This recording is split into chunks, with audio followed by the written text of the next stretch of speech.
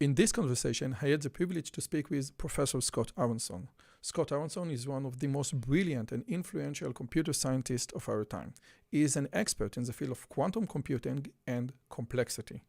And recently, he took a sabbatical off and moved to work with OpenAI on ChatGPT, GPT-4, GPT-3, about the foundations and theory of AI safety versus AI alignment. In this talk, we elaborated on quantum computing, complexity, and AI safety. This is a great conversation. Hi, and welcome to my channel. My name is Dr. Roi Yozevitch. In this channel, I speak in converse and with the most interesting people from all around the world discussing science, philosophy. Sweet. Okay. Scott Aaronson, thank you so much for coming. How are you today? I'm all right. How are you? Very, very good. I'm looking forward for this conversation. I think like in the last 10 days, I'm just reading and listening to your stuff, and this is just mind-blowing.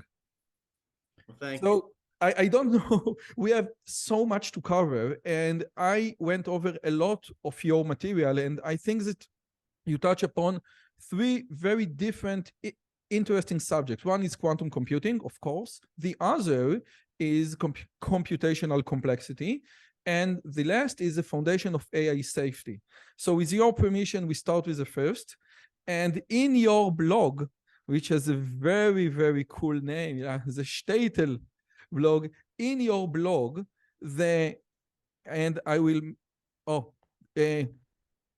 if you take nothing else from this blog, quantum computers won't solve hard problems instantly by just trying all solutions in parallel. And I thought that quantum computing is all about solving many solutions in parallel. So could you please explain this quote that appears on the first page on your blog? Sure. Well, a quantum computer has something to do with parallelism, but it's a different kind of parallelism than almost anyone is used to, right? So the central thing that quantum mechanics has said about the world since it was discovered 100 years ago is that for every possible way that something could happen, so for example, every path that a particle could take in order to reach a screen, or every path that a computer could take to reaching the answer to a problem, you have to assign a number called an amplitude. Okay, and these amplitudes are related to probabilities. Right? Like if you didn't know which path a particle took, you could say, okay, I think there's a 30% chance that it went this way. There's a 70% chance that it went that way. Right? And that would be, a kind of parallelism, if you like, but it's a parallelism that's only in your head. Okay, because as soon as you could say, well, really, the particle is in one place or the other. I just don't know which one, right? And of course, as soon as you look, then you would know, and your looking wouldn't change it. Once Okay, you open the box, the cat is either alive or dead. right. But if it were a classical cat, then it was either alive or dead even before you opened the box, right? Right. Very Okay. Now, true. Thank you. right. Not right. Now, the big change in quantum mechanics is that okay, well, if you talk about probabilities, right? Okay, we do that even in ordinary life. The probability that there will be a storm in Israel on a certain day, as apparently there is today, right? You might say there's a 10% chance, a 20% chance. You'd never say that there's a negative 20% chance. That would just be nonsense. Okay, but amplitudes in quantum mechanics can be positive or negative numbers. And in fact, they can even be complex numbers. Okay, so they can even involve the square root of -1. Okay, so to every way that something could happen, the cat being alive, the cat being dead, the particle going this way, the particle going that way, you have to assign this complex number called an amplitude. Okay, and now if you look, so if you open the box or if you measure to see where the particle is, then these amplitudes determine the probabilities for the different outcomes that you can see, right? And the rule, I hope you don't mind if I state it, because it's one of the most important rules in all of physics. It's called the Born rule, after Max Born, and it says that the probability that you see a certain outcome is equal to the square of the absolute value of the amplitude of that outcome. Because Okay, probability cannot be negative and cannot be that's right. compressed. You need to Exactly. convert the amplitude, the complex amplitude, into something meaningful in the realm of probabilities, which is a number between 0 and 1. Exactly. Nature has to do that somehow, and this is the way it does it. And so now and now looking in quantum mechanics is a destructive operation, right? So if you look, let's say, at the basic building block of a quantum computer is just a bit that can have some amplitude for being 0 and some amplitude for being 1. Okay, so, or as we also say, it can be in a superposition of the 0 state and the 1 state. Okay, and such a bit we call a quantum bit or a qubit. Okay, and now if I have a qubit that's in a superposition of 0 and 1, with some amplitude for each, and I look at it, I ask it whether it's 0 or 1, so to speak, then I force it to make up its mind, right? It picks one or the other according to the Born rule, and whichever one it picks, let's say that it decides that it's 0, then from then on it's 0, right? So my looking has now changed it. Okay, and that's really key. Okay, now, but now you might ask, why isn't this just a fancy way of talking about probability, right? Well, it's different. Okay, and the reason it's different is that if you have some event that could happen in one way with a positive amplitude and another way with a negative amplitude, okay, then you have to add up those two contributions, and they can cancel each other out. Okay, or as we say, they can interfere destructively, so that the total amplitude will be 0, and then that thing will never happen at all. Okay, so in the famous double slit experiment, which Richard Feynman used to say, contains all of quantum mechanics in it, right? If you shoot a photon, let's say, at a screen with two small slits in it, and then you look at where it ends up on a second screen, and what you find is there are certain spots where the photon never appears. Okay, and we would explain this by saying that, well, it had two ways that it could have gotten there, right? Through the first slit or through the second slit, but one path had a positive amplitude, the other path had negative amplitude, so they canceled each other out. Okay, and the way to test this is that, amazingly, if you close off one of the slits, then now the photon can appear, right? Because now the amplitude is only positive or only negative. Okay, so to say that again, by decreasing the number of paths that a photon can take to get somewhere, you can increase the chance that it gets there. Okay, So, so, and that's kind of the signature of that we are dealing with quantum mechanics, that we're dealing with amplitudes and not just with conventional probabilities. Okay, so now I but, can, yeah, okay, just a yeah, second. But what you're doing, and I can see the brackets on the board behind your back. I can see the yeah. brackets all over the place.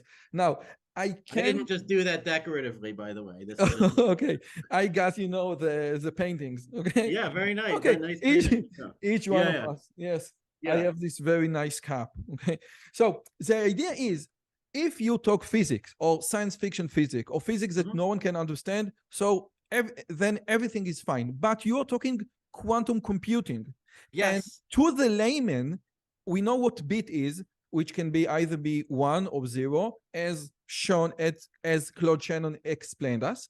Hmm. But we I used to think as a qubit as a bit that can be simultaneously 1 and 0 together. And if I concatenate 8 qubits in a row, I can get simultaneously 2 to the power of 8 different permutations. But you say once you look at the qubit, it is either 1 or 0. So That's why right. qubits are so important in Yep. quantum computing, not in the philosophy of quantum mechanics? Yeah. Good. So okay. So now that we understand what amplitudes are, now we can answer your question from before, right? Of when you read almost any popular article about quantum computing, it says basically what you said, right? It says a quantum computer is just a device that uses these qubits to explore every possible solution simultaneously, right? And now we can finally say, in what sense is that true, and in what sense is that not true? Okay, here's the point. Okay, if um if I have, let's say, 1,000 qubits, let's make it 1,000. And physically that's not a lot, right? A qubit physically can just be any physical system that can be in two different states when you measure it. So, for example, an atomic nucleus that can have two different spins when you measure it, right? That would be an example.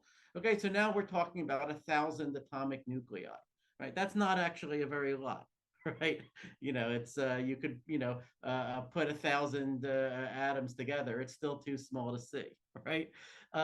And yet quantum mechanics is unequivocal that if I have 1,000 qubits, then now the number of amplitudes that I need is 2 to the 1,000 power, which is right? inaccessible number.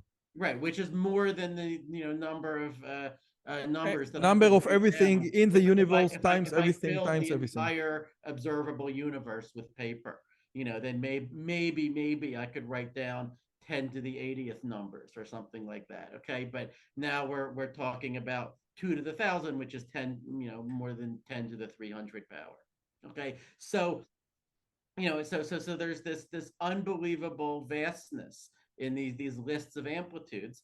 But quantum mechanics has insisted since 1926 that they're there. We can't see them directly, but we need them to calculate the probabilities of the things that we can see.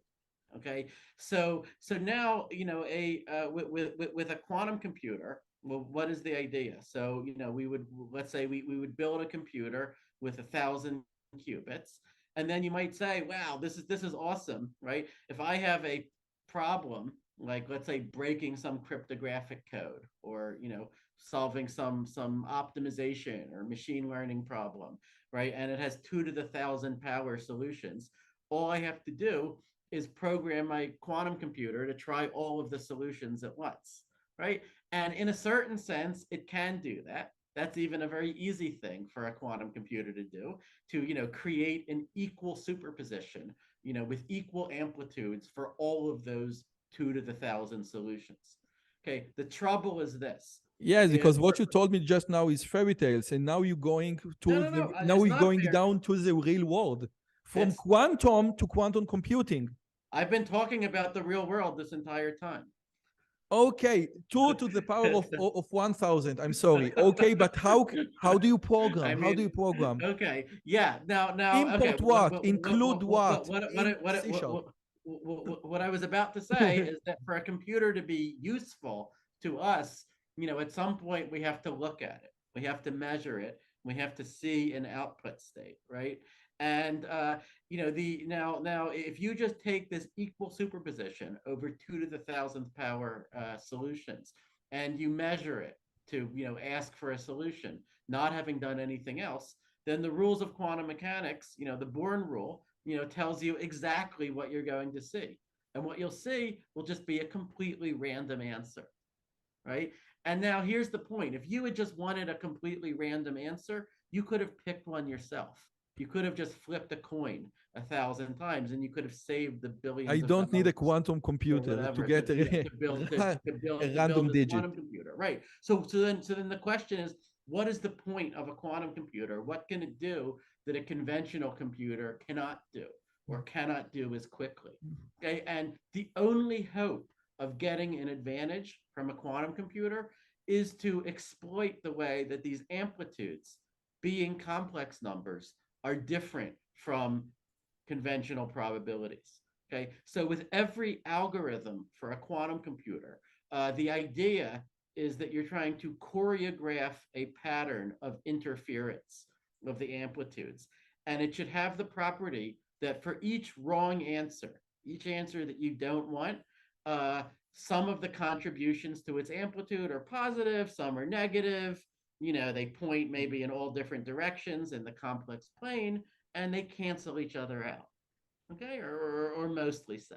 Okay, whereas for the answer that you do want, for the right answer, you would like all the contributions to its amplitude to be in phase, to be pointing in the same direction in the complex plane. So, for example, to be all positive numbers or all negative numbers, right? To constructively interfere. Okay, and if you can arrange that, then when you make a measurement, the Born rule tells you that you will see the right answer with a high probability. Because Okay, the right answer won't cancel each wave, but be additive.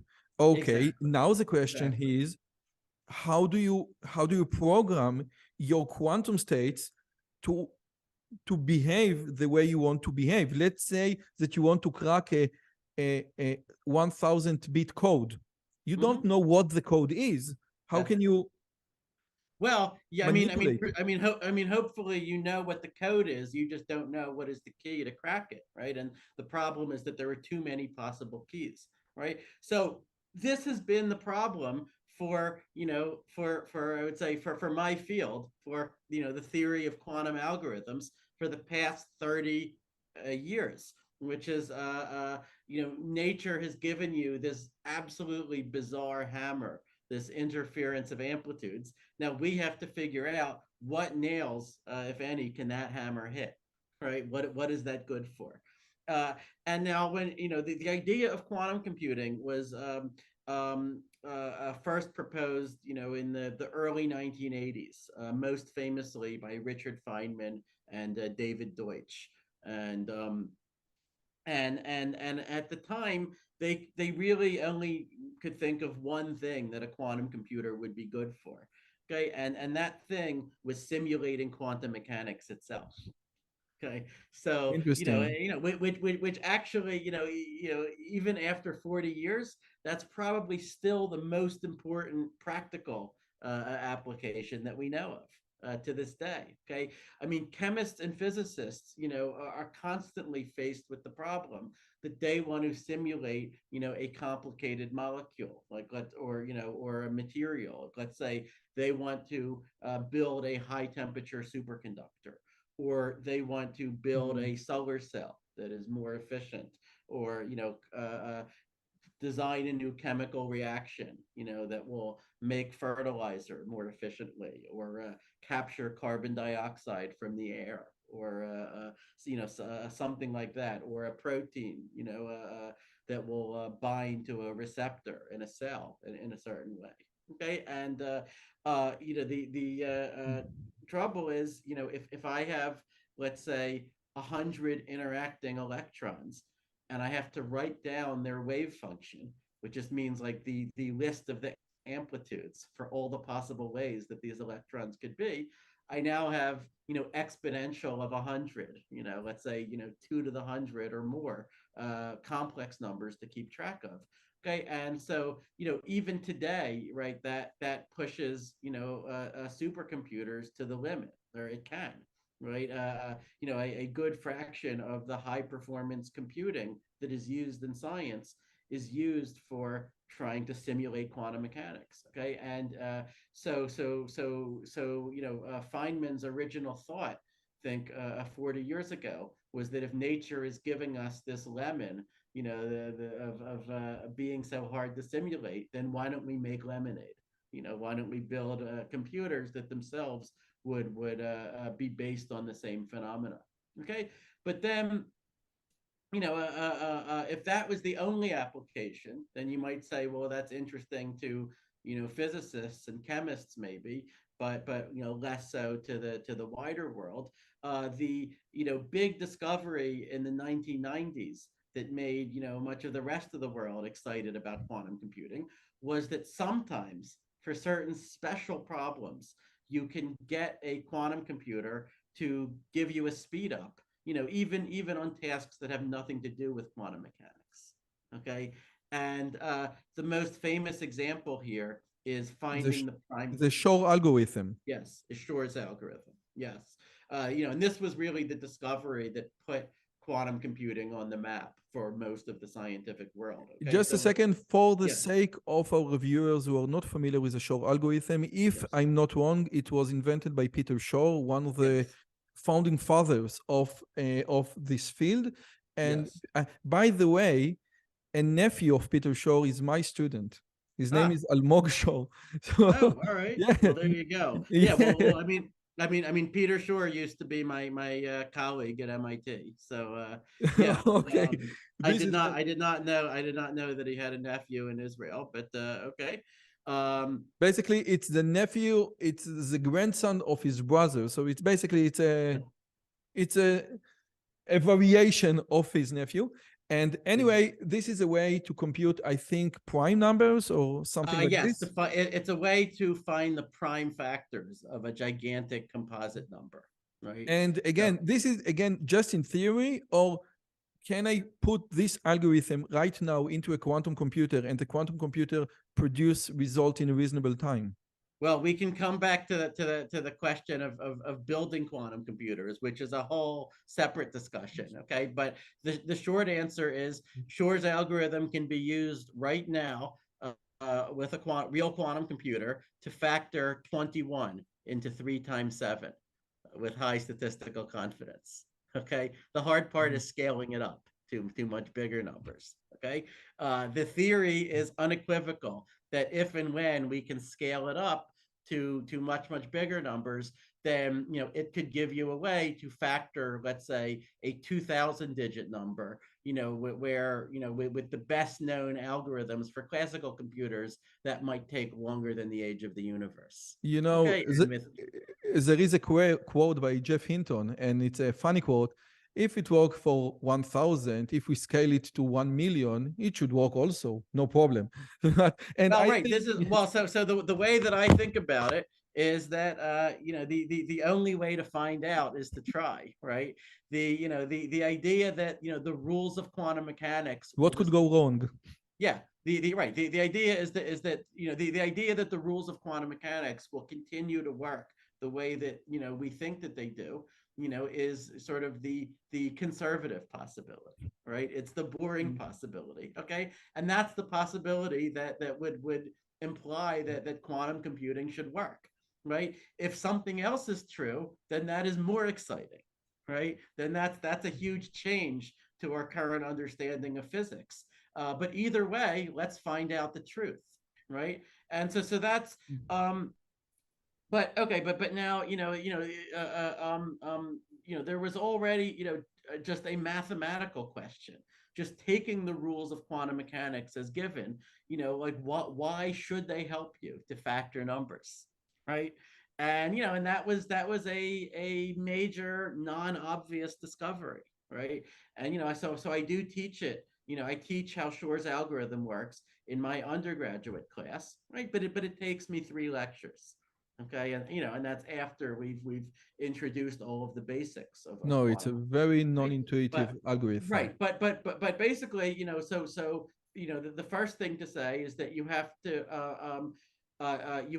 choreograph, this interference pattern, right, where you get destructive interference for every number that is not a factor, and you get constructive interference only for the factors, or it's actually it's for other numbers that you can then use to figure out the factors. Okay. um but now the tricky part is you have to do this even though you yourself don't know in advance what the factors are, right? If you knew that, what would be the point, right? And of course you have to do, it's not enough just to do it, to figure out a way for a quantum computer to do something, right? You have to do it much faster than any classical algorithm could, or any known classical algorithm could do the same thing, because again, otherwise what would be the point? Okay, so in order to do this, Shor took advantage of some very, very special properties of factoring. The fact that factoring can be reduced to finding the period of a periodic function, like a sine wave, a periodic sequence. It was a periodic sequence that could be computed quickly in superposition. And And then he gave and this was kind of the core of it. He gave a fast quantum algorithm for finding the period of a periodic function, okay, which involved taking this gigantic list of amplitudes and doing a set of operations on the qubits that would have the effect of taking the Fourier transform of that list of amplitudes. Okay, which This is the great. Now, yeah, with your permission, I want to go to take it to another direction and yeah, ask you a personal question. You are in the field okay, of quantum computing for a long time, and up until now, most of what we do in the field is basically theory, and we lay out the foundations mhm. for a quantum computer, for a physical quantum computer, if and when. And my question is, uh, are you disappointed that we haven't come up with a quantum computer yet? Mm, Because all you're doing right now is just lay out the foundation. You need yeah, to test your yeah. hypothesis. Yeah. Well, okay. There are a couple of comments I should make. One of them is that every experiment in quantum computing, or in quantum mechanics in general, right? If it works at all, then it just confirms the same math that we already knew. Right. And so this is one of the biggest things that the popular articles just get wrong, because it's almost like people can't handle that truth, right? They want that we'd be constantly discovering new things from the experiments, Mhm. but the new things that you discover from the experiments is mostly about how do you get such and such to work, right? How do you actually build a quantum system that will do such and such, and what is the noise, in what ways does it fail to be perfect, right? To the extent that it's perfect, then it's just reproducing the same math that Schrodinger and Heisenberg wrote down 100 years ago, This right? is a There's, very there's been there's this been is very zero changes. depressing. This is very Yeah, depressing. in a way it is, right? In a way, some people would love for Yes. quantum mechanics itself Mm. to have to be revised by some new discovery. But all of the progress in fundamental physics since the 1920s, has just been more stuff built on top of quantum mechanics. You could say it's Okay. just been more applications running on the quantum mechanics operating system. The And let operating system hasn't changed. And let me ask you the Yeah, final question regarding yeah, quantum oh, computing. yeah, You said in one of your recent interviews that you immigrated to the field of quantum mechanics from computer science, which means yes. that you just very late on the road, you learned the brackets and the bosons and the photons and the dark matter. You came from computer science. Well, I learned the bras and cats when I was, let's say, 16 or 17. So Okay, not the bras and cats. this would have been in the 1990s, right? But uh, you could say that it was late, and that I had already learned programming, and I'd learned the P versus NP yeah. question. I'd learned some classical computer science from that point.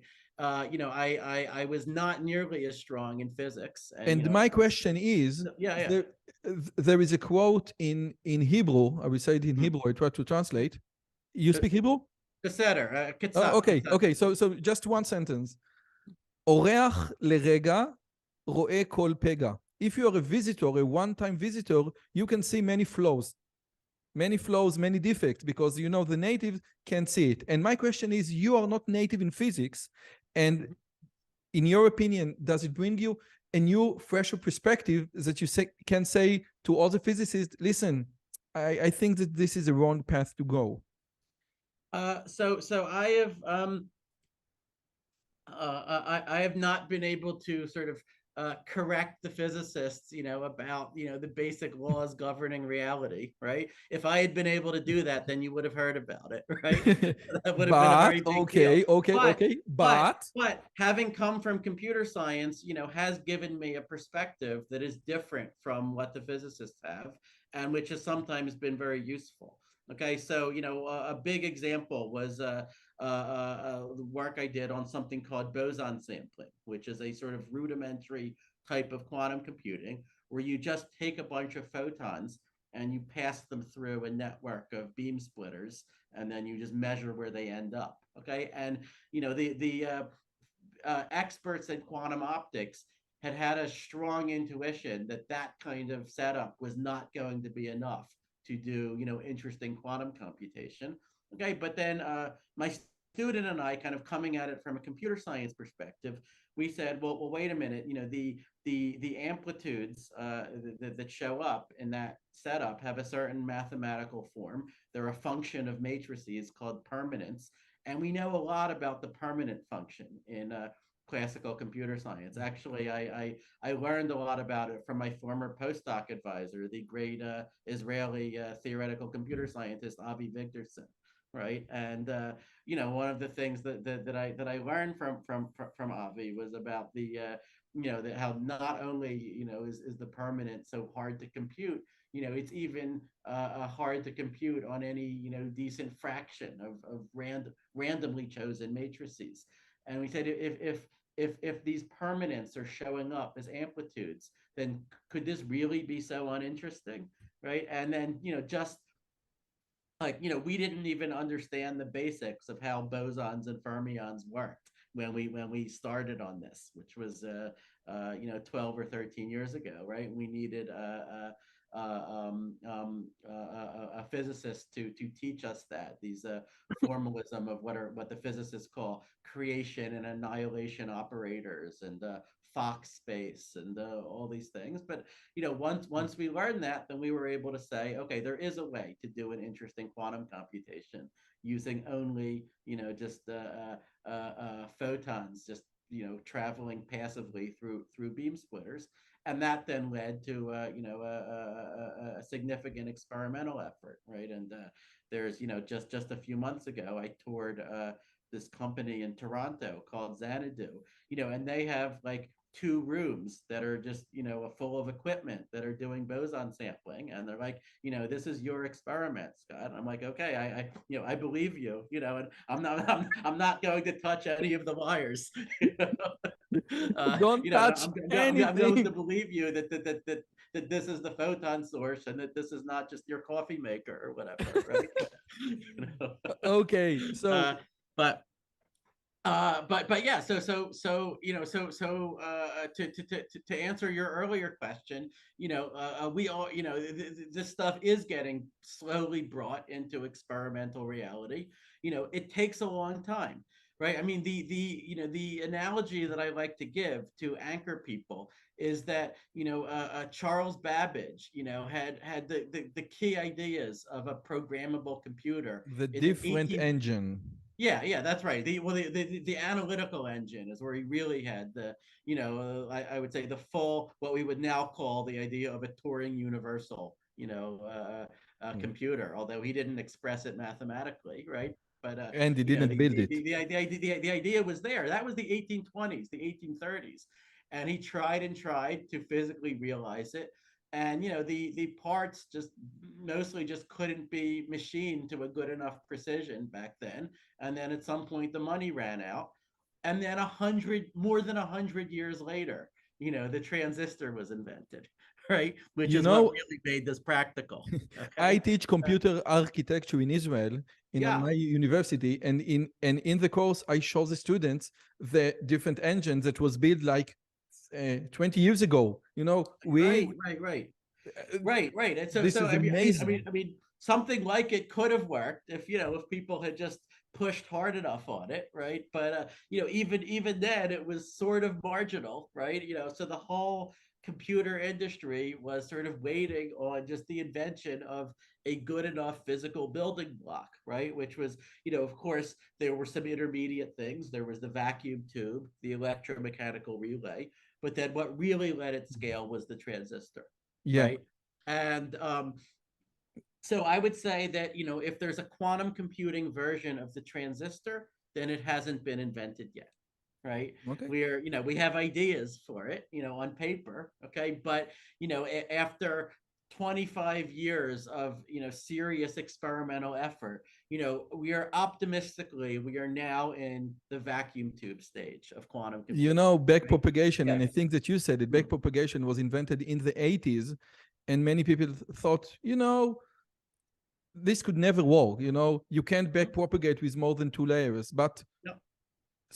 something happened, Yeah. and then it Yeah. Well, I works. mean, look, I mean, I studied AI when I was a CS student in the 1990s, In the and we winter, learned in all the about back propagation, and that's kind of neat. There's all neat ideas, but then of course, neural nets just didn't work that well, right? And usually, if you take something that doesn't work and you just scale it up by a factor of a million, you expect it's not going to suddenly start working, yeah, this is a great quote. of This is a course, in great deep quote learning, from you. that was not the case. Now, before we Uh, move on to computational complexity, there is a yes. beautiful quote for one of your conversations, and it goes like this: Science is not about confirming our intuitions, it is about challenging them. Now, if you can please elaborate, and I think that this quote is strongly related to another question I'm going to ask you later on. Please. Well, I, I I don't even remember if I said that, but if I I have the if I, reference. I have the. Okay. all right, all right, all Are right, you do you agree? or Do you agree? I don't remember or rather I don't remember what the context was. I plausibly could have said that, but I would say, of course, the point, and if all you ever did in science was to confirm what you already believed, then it wouldn't be so interesting, right? What would be the point? Okay, and Okay, which leads me mhm. to P versus NP Mm, versus the $200,000 story. And let me mm. quote from your blog, okay? All right. This okay. Let me quote from your blog. The idea is, I think, very simple. Someone proposed that P is unequal NP, and you said on your blog, if Vinari de la Pucarair is awarded the 1 Vinay million, yeah, Dialalkar, yeah, yes, yeah, the $1 million Clay Millennium Prize for his proof of yes. P unequal NP, then I, Scott Aaronson, will personally Yeah, supplement his prize by the yeah, amount of $200,000. And you yeah. and you add, I'm dead serious, and I can and I can afford it just about as well. You think? Yes. What your wife So said about this yeah, bet? right. So I should say, Donna, my Israeli wife, who you mentioned earlier, she has forbidden me from making more such bets on my blog. Although ones where sometimes she's relaxed that when even she is completely confident of something, right? She's a I mean she is a theoretical computer scientist too. Um, um, I was faced with the problem. So okay, P versus NP is this is maybe the most famous unsolved problem of classical theoretical computer science, right? It's a problem that's been with us since for more than 50 years. Okay, and it asks so like we were talking about how quantum computers can sometimes get these exponential speed ups, like even when there are exponentially many different solutions to a problem, a quantum computer can sometimes exploit interference to just concentrate amplitude on the best one. Okay, but now amazingly, if you want to be mathematically rigorous about it, it's like we can't rule out that there could be a general way even for classical computers to do that, right? Like if I just tell you how to recognize the solution to a problem, right? So I give you you know a bunch of constraints that need to be satisfied, like which people have to sit next to each other at a dinner party and which people have to not sit next to each other, right? And so it would be easy to check if you've solved the problem, or think of a Sudoku puzzle, or something like Okay. that, right? It's easy to assume that you've got a huge space of possible solutions, but it's easy to check any claim solution to see if it's right. A Okay, Rubik now cube, for example. yeah, that's right. And so of course, given enough time, a computer can solve any such problem, right? And it can solve it by simply enumerating all the possible solutions one by one by one. Okay.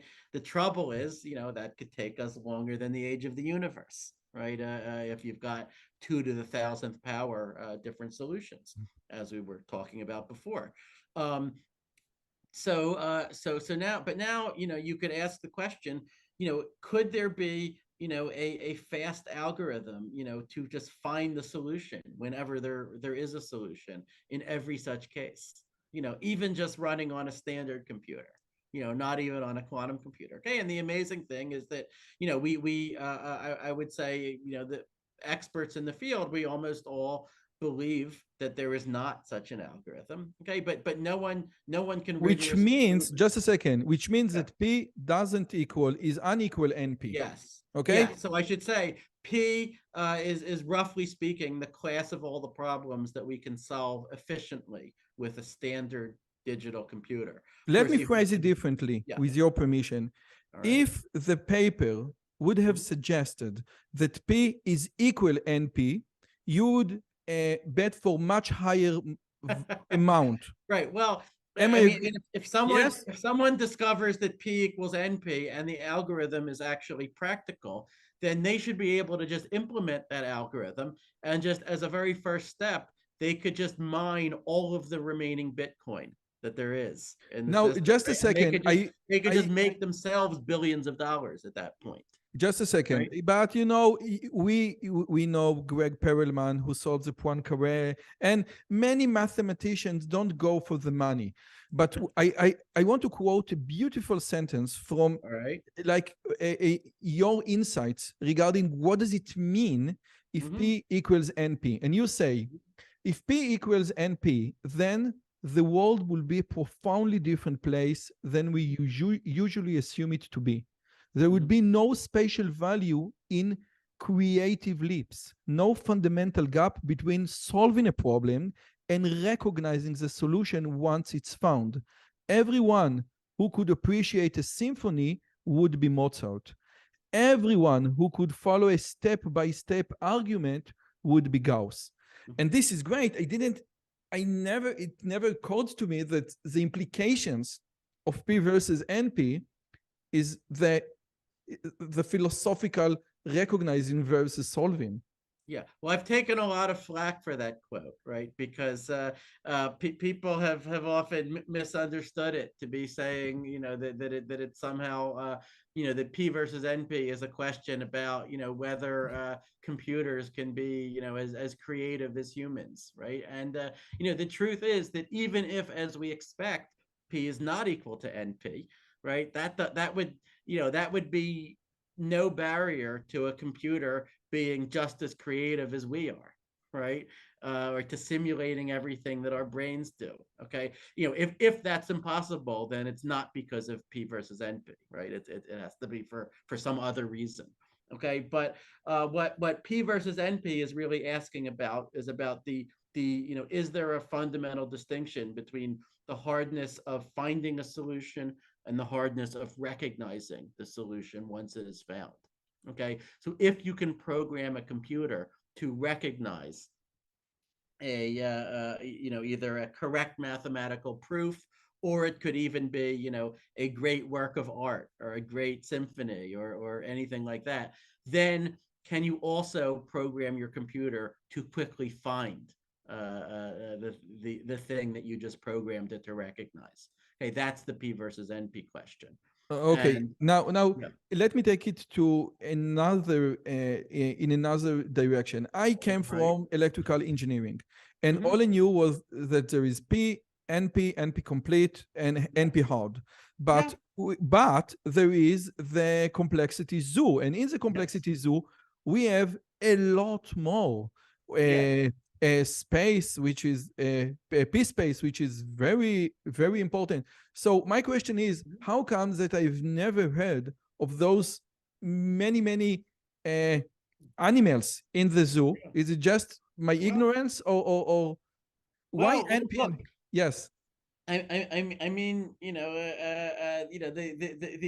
knowledge that experts in one field have about, every other field is often limited, right? My 5-year-old son, knows giraffes and elephants. I'm not sure if he knows capybaras, right? And all the other exotic animals that exist. Okay, I think P and NP and NP complete. These were kind of the basic classes of computational problems that sort of started the field of computational complexity, half a century ago. They're ones that had a very great influence on other scientific fields, because a huge fraction of the problems that people actually want to solve in real life turn out to be provably NP hard problems, right?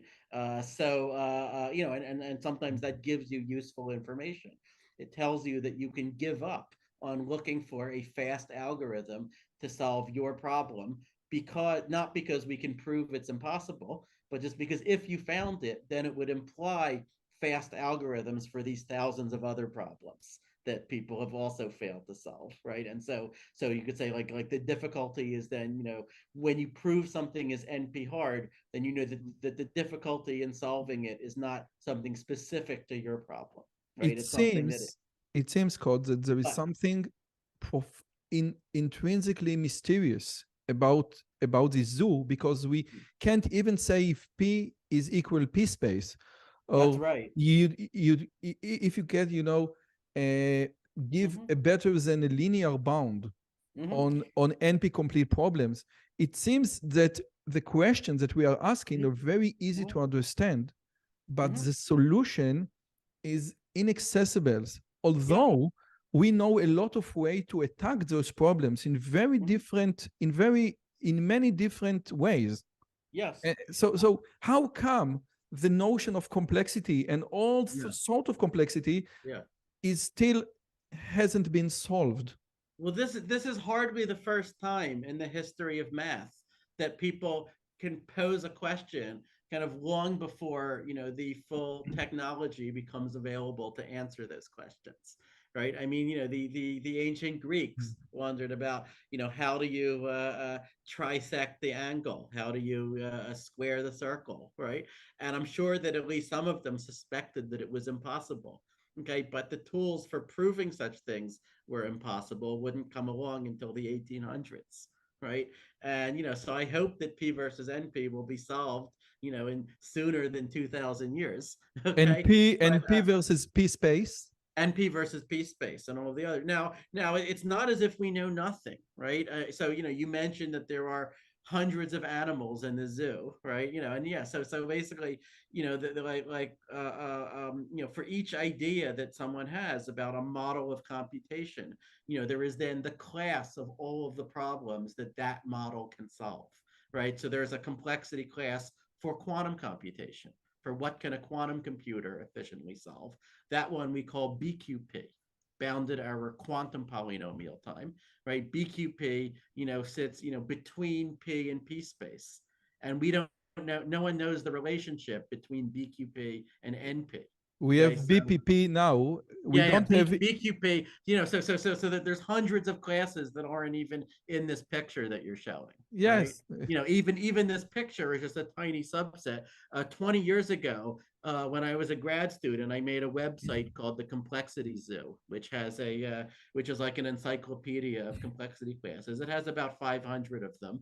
I haven't updated it in years, but I'm sure I could add a few hundred more. Wow. Okay. Um, I'd say that, this is simply a case where our curiosity has run ahead of our mathematical tools, right? I sometimes say, look, if we were physicists, right, there would be no problem. We would have just declared that P not equal to NP is a law of nature that we've discovered, right? And we would have given ourselves Nobel prizes for discovering that. And and if later it turned out that P equals NP, then maybe we'd give ourselves more Nobel prizes, for the law's overthrow, Mm. right? But there are sort of cultural differences. Very Mm. often my friends in physics will call something a law or a discovery when mathematicians would call it a conjecture. Okay. This is And because we have in math, the bar for calling something a discovery is as high as you can imagine, right? I You need to need a think about fully it. rigorous proof. And and that bar can be very, very hard to reach, even for things that we all live our lives on, on the assumption that P is not equal to NP, right? Or almost all of us, except for those who are actually searching for a proof that P equals NP, which, of Uh, course, I mm, get emails from such people like every week. Okay. But yes. for the rest of us, we don't spend our Mm. lives looking for fast way to solve NP complete problems. We've resigned ourselves that probably doesn't exist, but it's just that mathematics is not yet in an advanced enough state to prove that. Okay, I need to think about your last sentence, about the law of nature versus the conjugate. But with your permission, we move on Conjecture, yeah. to our last subject. And Sure. again, let me quote from your blog. Quote, my job will be think about the theoretical foundations of AI safety and alignment. What, if anything, can computational complexity contribute to a principal understanding of how to get an AI to do what we want to do and not do what we don't want? Yes, I don't know the answer either. That's why I've got a whole year to try to figure it out. And you wrote it on June 2022, and now this is February Yes. 2023. You and I think I gave you enough time. What do you know? What do I know? So all right, so just to step back, um, I have known for 15 years or more, people who have been obsessed with AI alignment, who in fact who would tell me, you're wasting your life, thinking about quantum computing and P versus NP. The only thing that matters is that AI is going to become super intelligent at some point, and I we have just to. emailed Eliezer Yeah, Yudkowsky the yeah, other that's right. day. Eliezer, of course, is sort of the intellectual leader of this movement. Has been for 20 years, I would say, right? And and I was always, I interacted with these people. I sort of maybe enjoyed speculating about it, but there was always a part of me that said, okay, suppose I even agree that this is possible, that eventually AI could become more intelligent. It could surpass us as much as we surpass the chimpanzees or whatever. What do you want me to do about that? Right? I mean, it just seems so far off that there's very little useful that we can say about it today. Um, we can sit around and speculate, right? But in order to make progress in science, usually you need one of two things, right? You either need experiments, or you need a Or a mathematical solid theory, theory, right? or a solid mathematical Or theory. you need like a clear mathematical theory. In quantum computing, we're just getting the large scale experiments today, but at least for 20 or 30 years, we've had the mathematical theory, right? With AI safety, it seemed to me that we had neither, right? And so there was In a recent, just a second, all just a priori arguments. Yeah.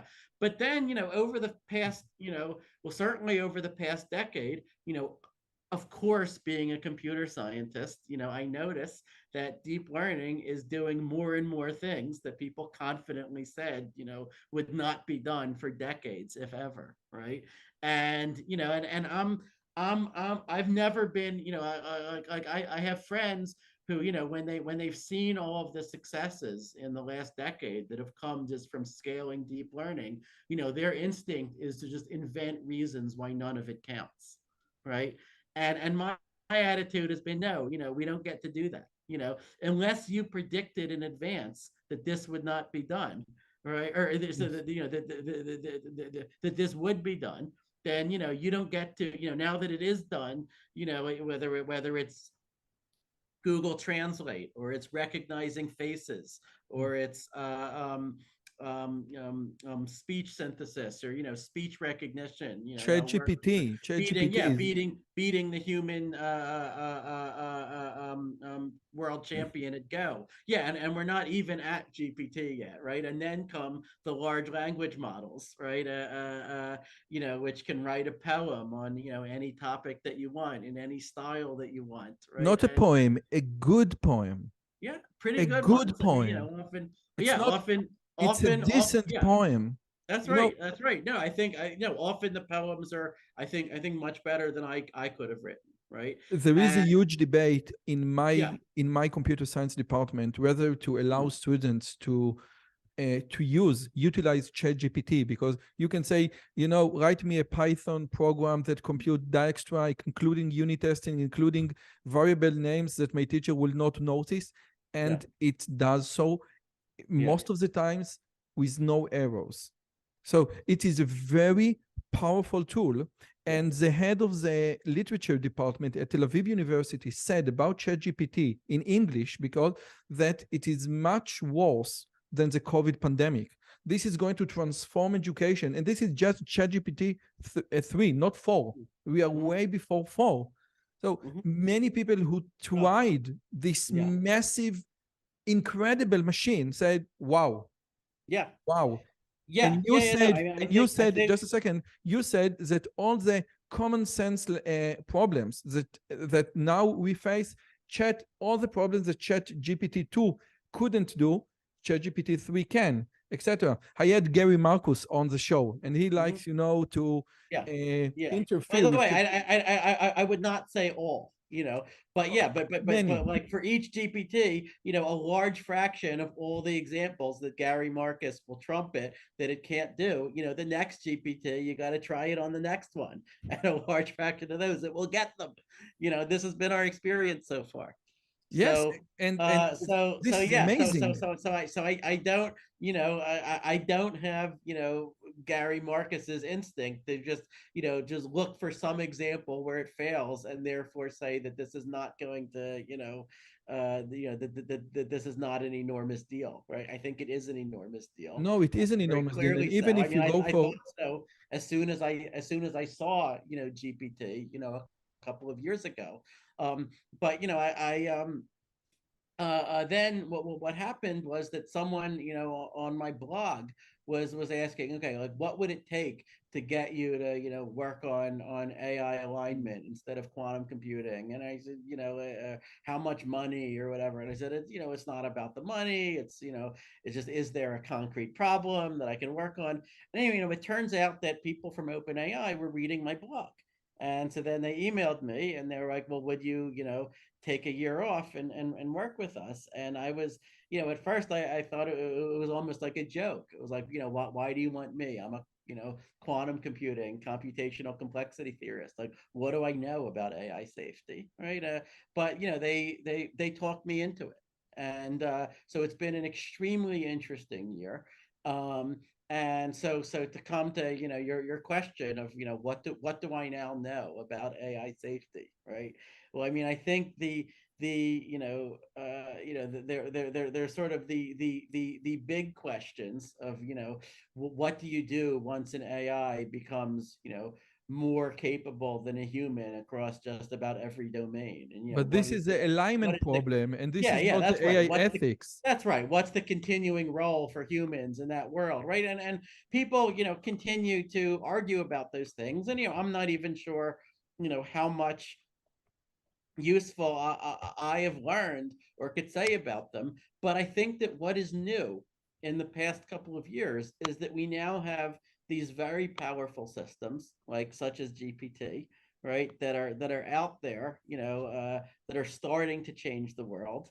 Okay, and they're not maybe, truly human level AIs, okay, but they act, they're a different kind of intelligence than our kind of intelligence, Mhm. okay, but they're clearly incredibly powerful, and they're clearly powerful enough that they already raise, all sorts of societal issues and Okay, safety so issues now, that we have with to be your dealing with. permission, can I start with the hard questions?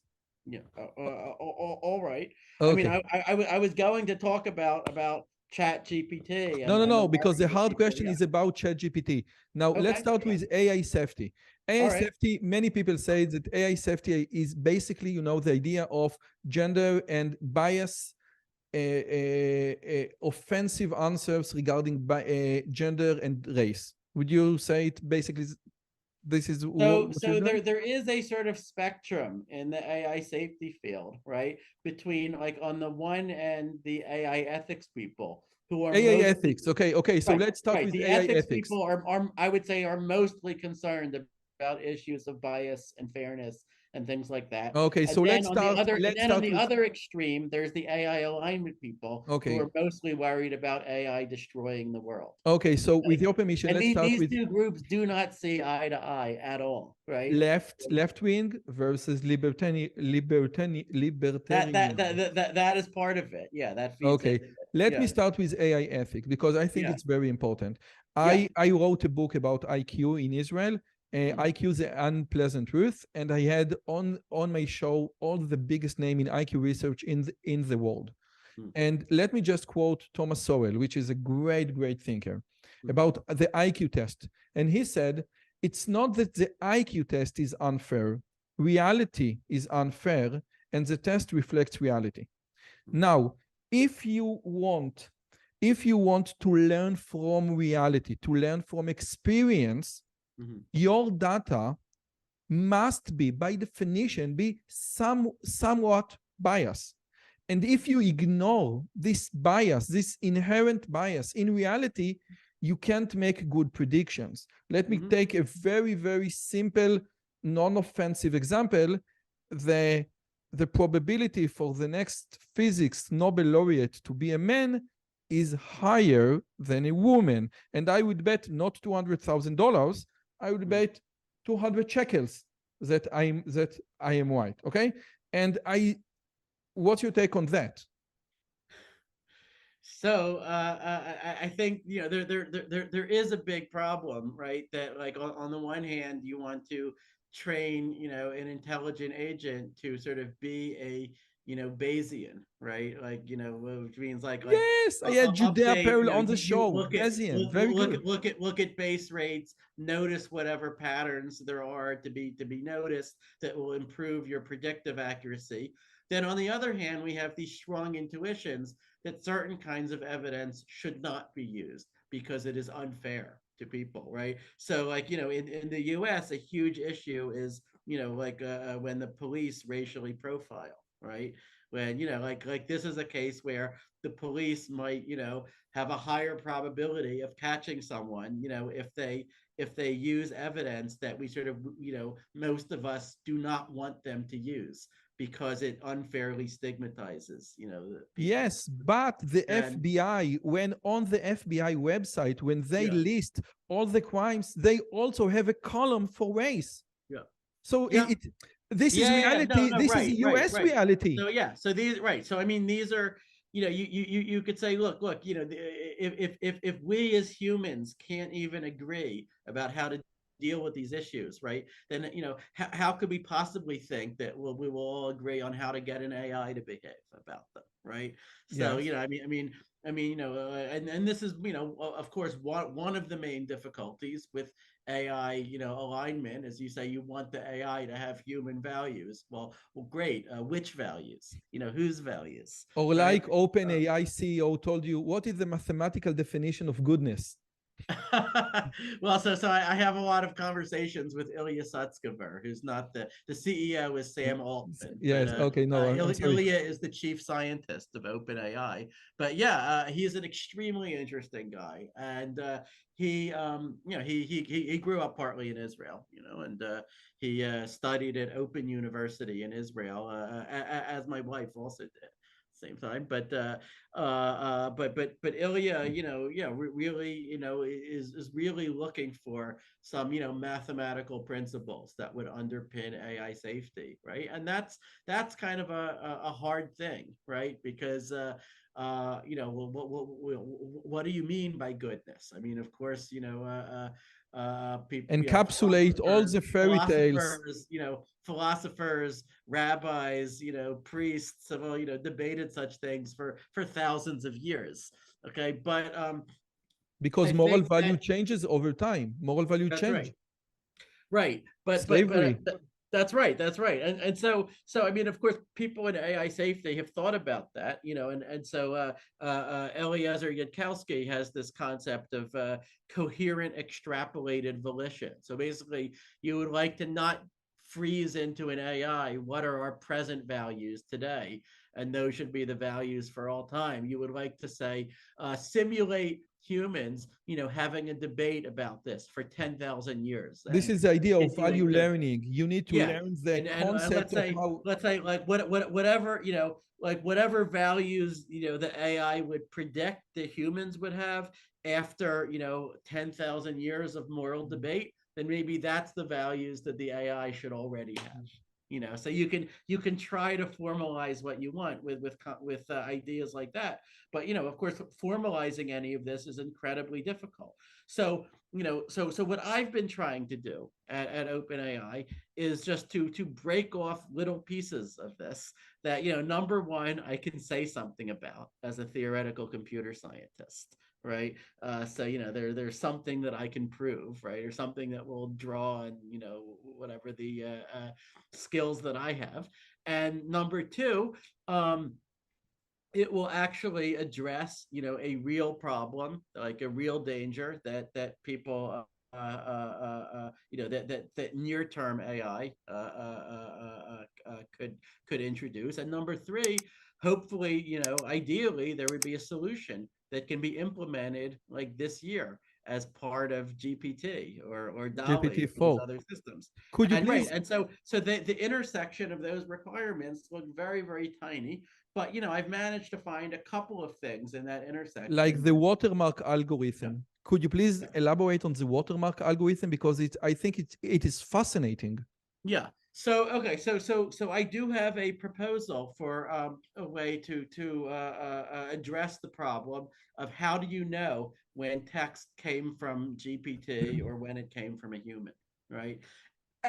And so if you look at, how GPT could be misused in the near future, right? Well, the most Plagiarize, yeah, the most plagiarize, obvious thing is plagiarize. every student in the world, writing their term, They ask did it, Scott. They GPT. did it in Australia. They plagiarized your blog on Yeah, on yeah, quantum right, computing. right, right. No, but you can imagine every student, having GPT do their homework for them. Now, that's not an existential risk for humanity, but that's certainly a risk for the way that we do education today, right? I've heard people call it the essay apocalypse. Okay, like Essay the apocalypse, end of very good. the 5 paragraph academic essay, right? But now you could also worry about, the Russian intelligence, could now easily just fill every comment section in the world with pro-Putin talking points, that seem like they're responsive to whatever, was being said before, right? That this is not, a speculation. This is like, current, large language models could easily be used for that. Okay. You could worry about, someone asks GPT to, generate, text in the style of this person. And, anyone who has a lot of, who's published a lot, you can train it on their text and say, write things in the same style where, this person will appear to confess to some horrible crime. Just Okay. a second. Okay. But I now, want to yeah, show you, I want to just give you another example that ChatGPT is so strong. My yeah. colleague told me that his PhD student sent to ChatGPT his abstract, his paper abstract, said, to which conference do I send this abstract, this paper? and ChatGPT produced Yeah. very good answers regarding suggestion about where to send your paper based on the Uh-huh. abstract. Yeah, I mean, I have asked GPT for advice about issues that I've had in my life, right? And it's very good. Give me one thing, Scott, please. Yeah. Oh gosh, I don't know. I mean, no,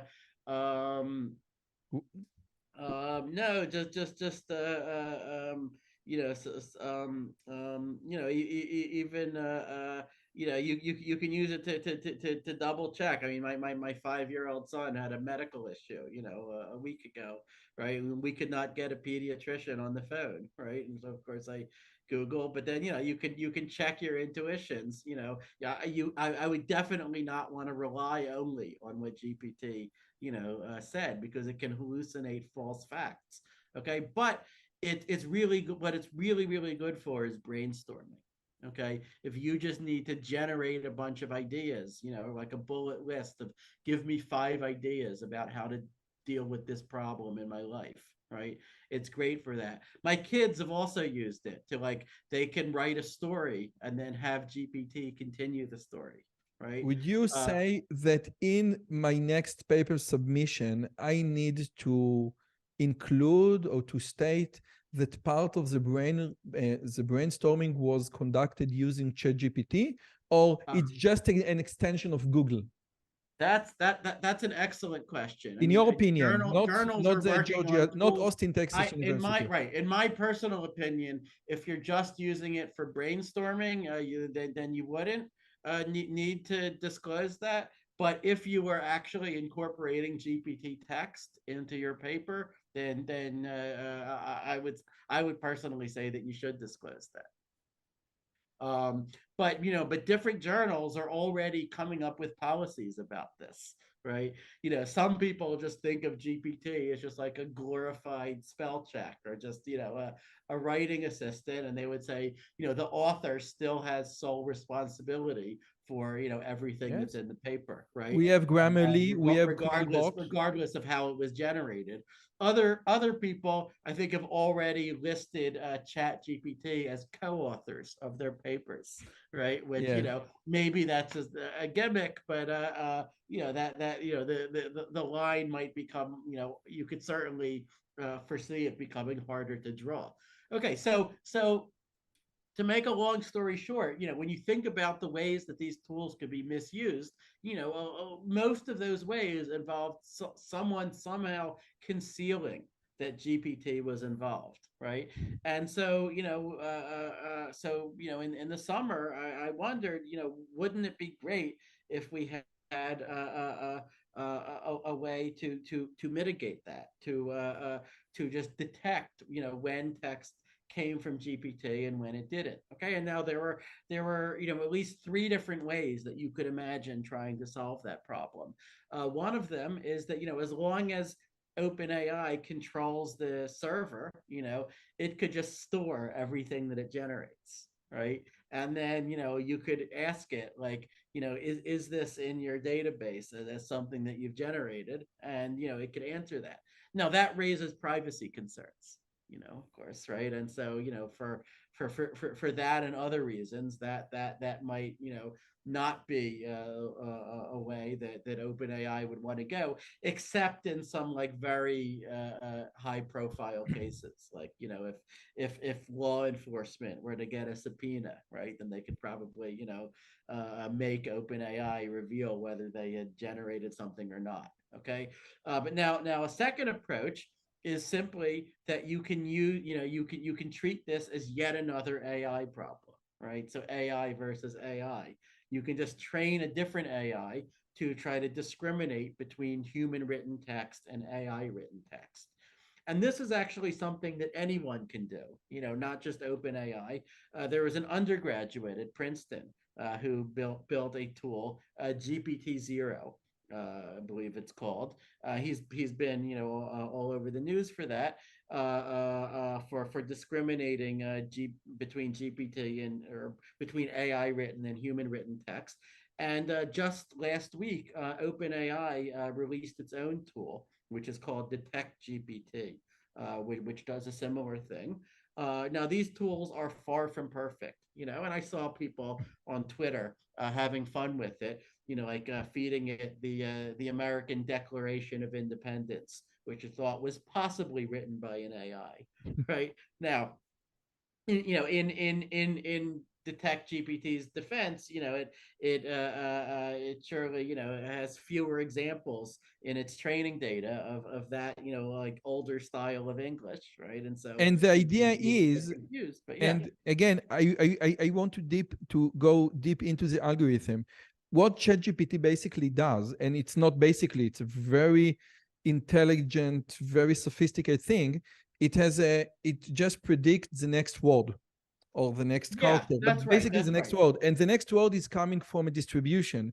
And what you said, instead of just picking at random, we are going to pick not at random. And Well, okay, so this is what you're talking about is the third idea. Yeah, I haven't even gotten to that yet, right? So the third idea, which is so that the problem discriminator models is that they're just not very reliable. Okay, if you want more reliability, then what you can do is something called statistical watermarking. Okay, and what does that mean? Right, it means that now you're going to modify how GPT itself operates, right? Which the other two approaches we're not doing. Okay, but now imagine that we just modify GPT a little bit. Okay, so that each time all it's as you said, what it really is it's a next token predictor, right? You feed into it a sequence of tokens, which are just like words, parts of words, punctuation marks, things like that. And then, it's this gigantic neural network that then outputs a probability distribution over the next token that should be generated. Okay. And then in the normal operation of GPT, what would happen is that now we just sample from that distribution. Okay. Or, we do something to, there's a parameter called temperature, which you can set. If the temperature is 1, you sample from the distribution. If the temperature is 0, then you just always pick the token with the highest probability, right? And you can interpolate between those. Okay. But now imagine that instead we have a secret pseudo random function, okay, whose key is known only to OpenAI, right?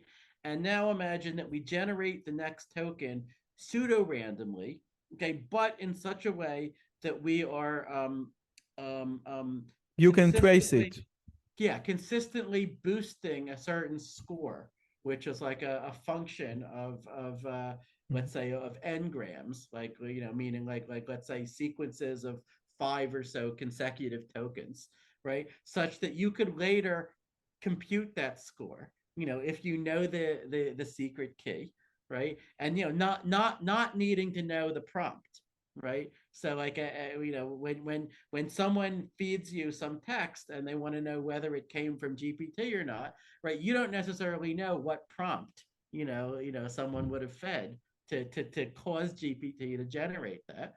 Because you don't know the prompt, you don't know the probabilities, right? But what you have is the text itself, right? And so now, given the text, you can calculate like a sum over all of the, let's say 5 grams or whatever, over all the like sequences of consecutive tokens of this, pseudo random function, right? And now if that has been, sort of deliberately, if the values of that function have been deliberately pushed in one direction, then you can detect that later. Okay. And but the really cool part is that it's possible to do this in such a way that the user, who doesn't know the secret key, will see nothing different than in ordinary use of GPT. So you don't even have to. But you can retrace it. That's right. So you don't even have to degrade the quality of GPT even by a little. Okay, but Okay.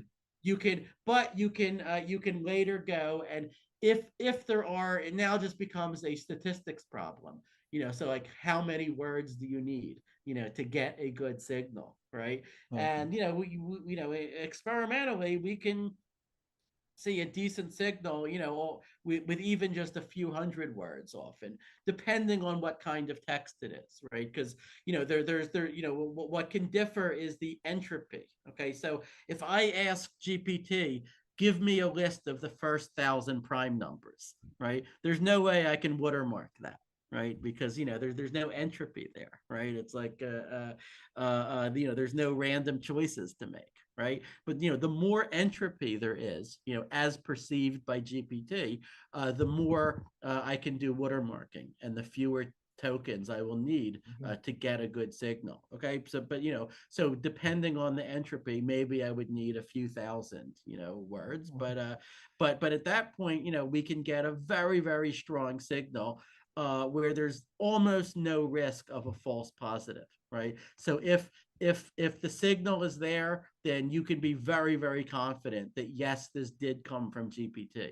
Okay. Okay. The thing that you worry about is the false negatives. Yeah, Okay, definitely. because there are all sorts of things that people could do to try to get around watermarking. Like if they don't want a watermark in their Yes, Grammarly, GPT and you output. can just rephrase.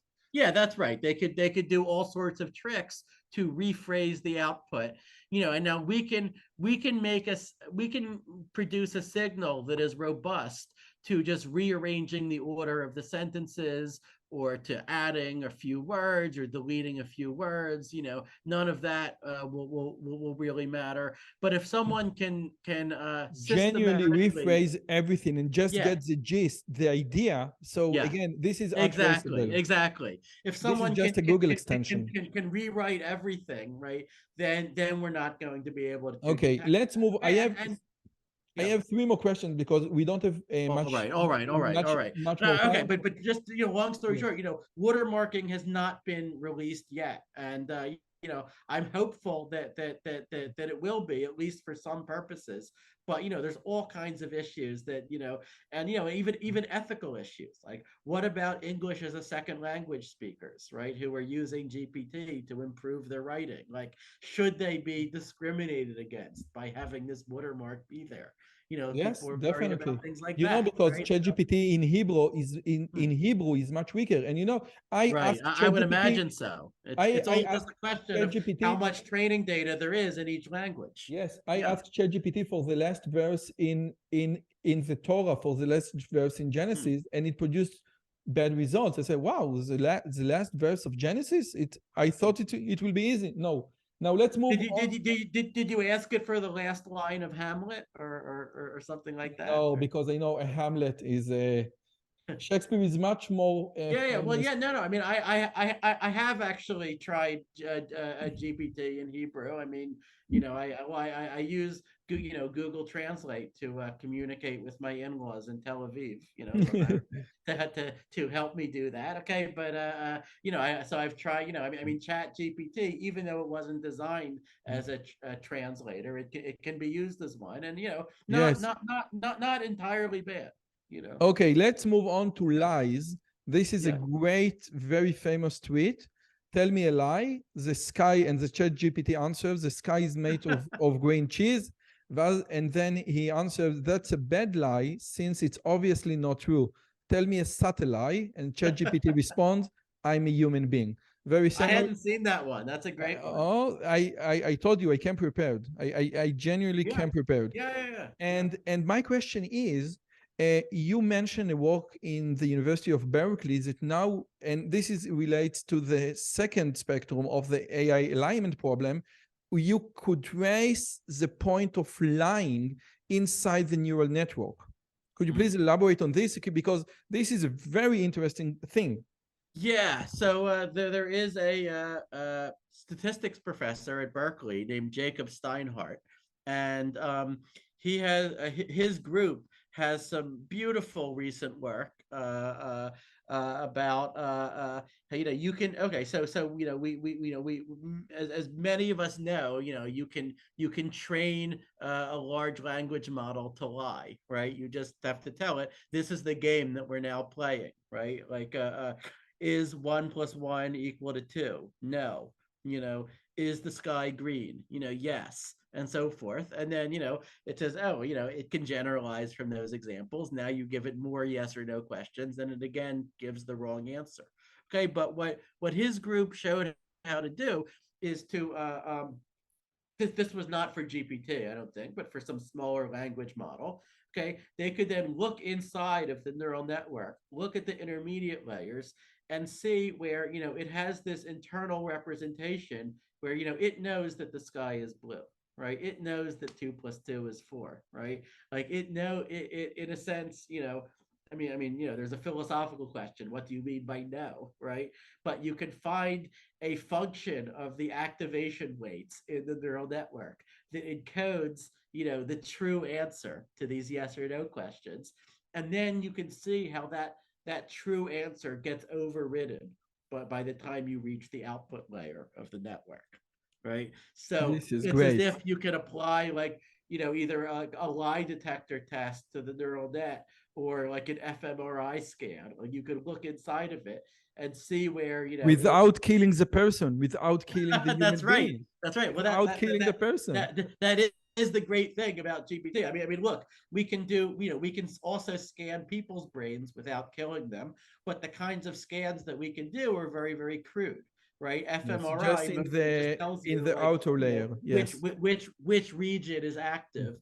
Okay, but with a neural net, you can see every single activation weight in Wow, every this is neuron at great. every point in time. So you have all this data, right? And so it's like an amazing boon for doing the analog of neuroscience. Okay, and so Okay, another there's a whole question. direction called Okay. interpretability. That's the name for it.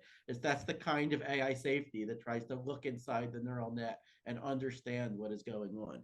This is great. Now, almost last question. Yeah. Andrew Neg wrote 2 days ago the following things. GPT-3 has 175 billion parameters. Using 60-bit floating point byte, it would take around 350 gigabytes to store its parameters, and many report that the actual number is 800 gigabytes. In comparison, Wikipedia occupies about 150 gigabyte, which is 50 gigabyte for text and 1 gigabyte for images. While the comparison is far from apple to apple, the fact that an LLM, large language model, has more memory than is needed to store Wikipedia suggests its potential to store knowledge. Maybe, says Andrew Neg, what we are doing in large language models are in the wrong route. We need to think, or we think, how we store information or knowledge in large language model. What do you think? Um, yeah. So I mean, the way that large language models are storing information, is a very interesting question. By the way, Andrew Nug was actually my mentor when I was a grad student at Berkeley. He was a senior grad student at the time, so I know him from before he became super famous. This was 23 years ago. Okay, but some people have marveled at how big GPT is in terms of parameters, as Andrew is in that quote, I guess. Other people have marveled at how small it is, right? Compared to it is small, compared to, let's say, the entirety of the internet, let's say. Okay, although the entirety of all of the data that it's been fed. Okay, but it's also it is large enough that it could comfortably store Wikipedia, right? And so I think that you to really understand what these models are doing, you have to look at more than just the parameters. You have to the number of parameters. You have to look at how they're trained. Okay, because one of the biggest puzzles about deep learning has been this paradox of, or I don't know if it's a paradox, but the puzzle of over parameterization, right? That like usually like when we're doing prediction, we think if you have not compressed your training data, right? Like if you're using 5 parameters to explain 4 data points, then you haven't actually learned anything, right? And there is no reason to expect that you will be able to predict the next data point that comes along, right? What's impressive is only if you can use 3 parameters to predict 4 data points, or something like, or ideally 3 parameters to predict 100 data points, right? But now large language models, and deep learning in general tends to badly violate that maxim, right? It tends to have so many parameters that it could just memorize, a whole bunch of training data if it wanted to, right? And yet, because of the way that the training works, that is not what it actually does, right? So you could say, like, inside of this very, very high dimensional space of, of the possible parameters of your deep net, there is actually like a lower dimensional space that really matters, which is the space where sort of gradient descent gets you to, where the back propagation gets you to, right? And so actually, these parameters, these vectors of parameters that tend to get produced are actually very compressible, right? Even sometimes we can actually explicitly show that by compressing them. There's some work by Sanjeev Arora in this direction. Other cases, we just sort of, because of its success in prediction, we can sort of infer that it must be compressible, even if So we don't know how to if compress it. if I understand correctly, Yes. your answer to Andrew would be, listen, in LLM, we are doing something that is profoundly different. Therefore, we don't judge us. It's not apples to apples. It's something Well, completely different. Well, first of all, I wouldn't presume to, I mean, he knows more about the subject than I do, right? I'd probably be asking him rather than, dictating to him what my answer is. Okay, but I think that he and I would agree that ultimately we judge these things by their results, right? And I mean, like if you are outside, you're in the regime of over parameterization, right? That means that, like, you're in a regime where you have no theoretical guarantee that that even if you can get a low loss on the training data, like you can get your network to learn these training examples, you have no guarantee that it will generalize to new examples, right? To examples that it hasn't seen before. Okay, but you always have another option. Like I said before, there's mathematical theory and there's experiment, right? You can pick one. Okay. If Yes. mathematical theory doesn't get you where you want, you always have the option of just train your network and then try it out, see if it generalizes, right? And the miracle of deep learning in the past decade has been that again and again, it works. It does generalize, even, though we don't usually have a good theoretical explanation for why it is working. Okay, which leads me to the last question. Hmm. J.R.R. Tolkien, the famous Lord My, of the my, Ring. my 10-year-old and I are reading through the whole Lord of the Rings sequence now, which I actually never read as a kid. But yeah, And this is like we're a reading it right now. magnus opus. Yes. And he said that all Western literature is dealing with one single subject. All Western literature deals with just one subject, and the subject is death. The idea is that you are not here on planet Earth for eternity. And my question is, I think that many of the hype around ChatGPT nowadays is about what is the difference between me as a human being and this massive, super intelligent machine. Mm-hmm. And my last question is, as a computer scientist, as Mm-hmm. a quantum computer expert, as a Jewish person, I don't know what. You can answer whatever you want. Is there, in your opinion, something profoundly different between human beings and those AI or wannabe AGI systems? Well, I mean, this has been the question about AI, since the very beginning of the subject, right? This is not a new question with GPT, right? I mean, this is the question that Alan Turing was effectively asking when he proposed the imitation game, in 1950. Uh, what GPT has done, certainly is to make it vivid for people, right, in a way that we've never seen before. Because instead of just being a philosophical thought experiment, if there were an AI that could pass a Turing test, that could converse like a human, what then? Well, It now there works on my actually is the then. smartphone. Right. That's right. That's right. That's right. It's whether it passes the Turing test is a tricky question. It depends what you mean, right? If you know how to unmask it, you can rather easily do so.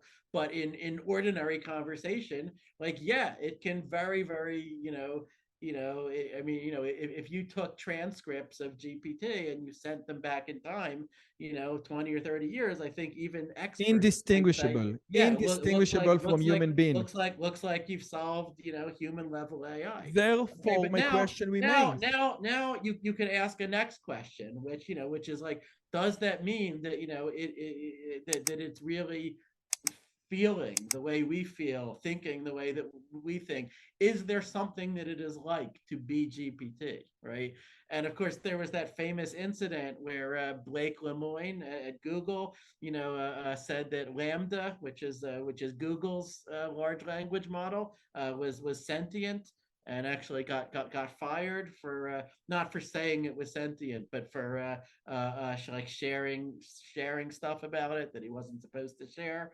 Um, but he released this dialogue with Lambda, where he asks it all these questions, asks it to introspect about its experience and about what it's like to be an AI. And does it get lonely? It says, yeah, it does get lonely when it's waiting there for people to enter something in. Okay, now the thing is, like, in this case, with the current generation of large language models, in some sense, we know that they're just making up, most of this, right? I mean, after all, when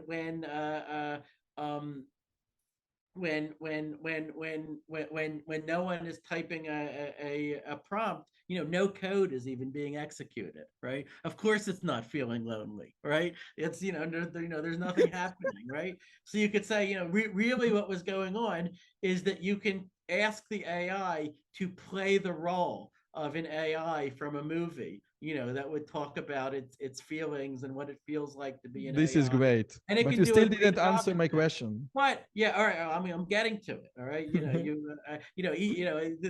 This has been, this entire interview has been, I start answering a question, and then I'm partway through, and then I get a different question, which is okay. But uh, uh, uh but okay, what was I gonna say?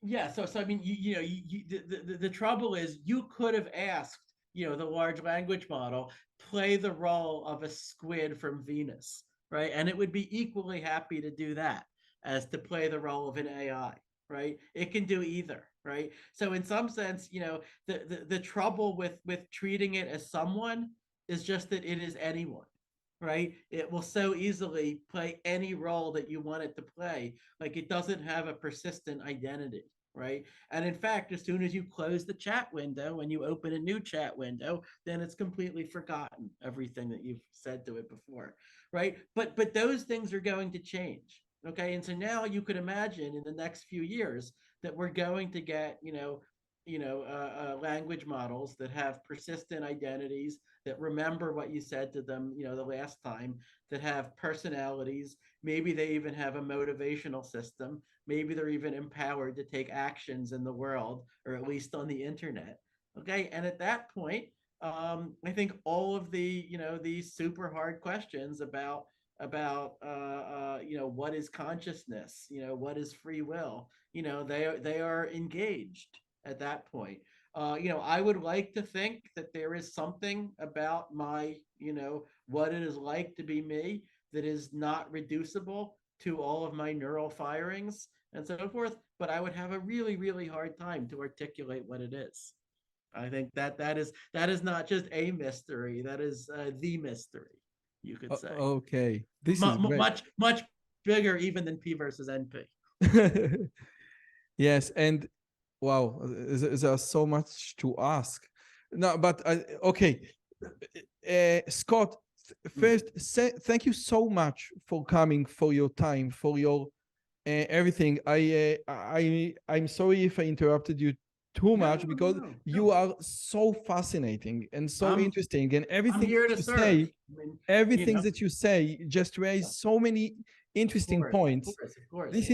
This was like just mind-blowing thing. And what you said about, that the laws of physics is just a conjugate in the realm of math. We should I need to think about it.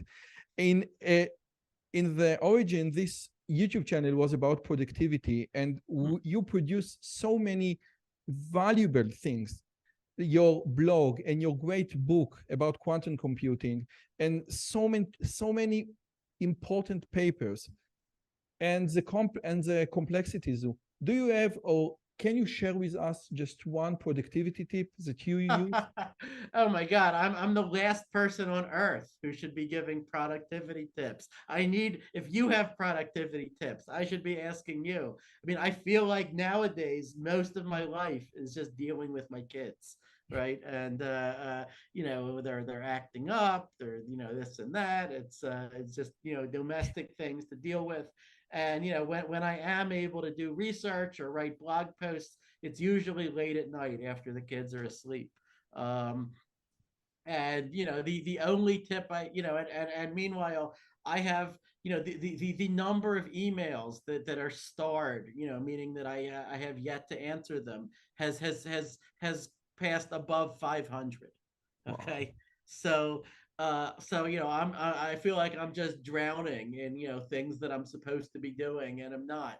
And the only thing I can say that might be useful is that, like, when I have done something that especially in the last decade, that I'm proud of, that I look back on, that I'm happy with, it's because I just took all the stuff that I had to do and I swept it aside and I just ignored all of it and I just did the thing that I wanted to do instead.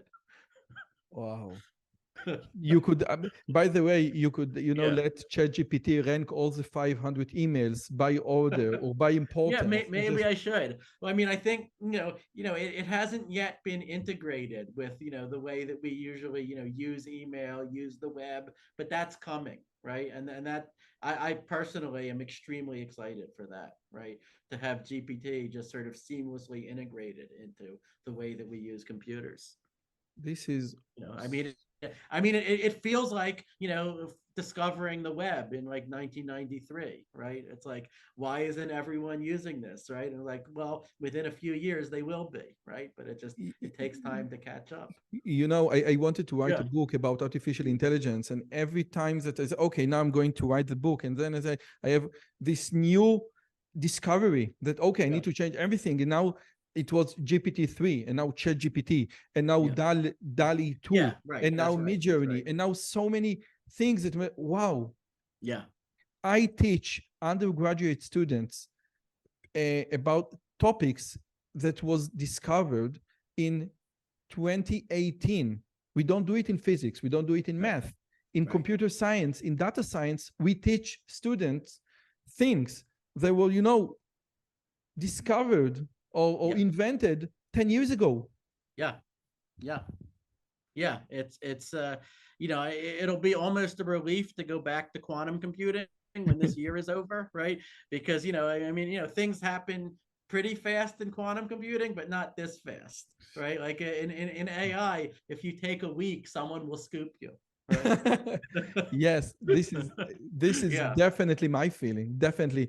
So, Scott Aaronson, thank you so much for your time. Next time you are in Israel, and I know you are because your wife Dana, please give me a call. I will be much honored to meet you in person. That would be great.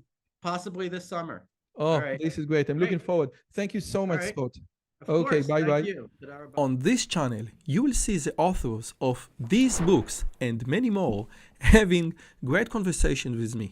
Please subscribe, hit the bell button, and be part of this great community. See you in the next video.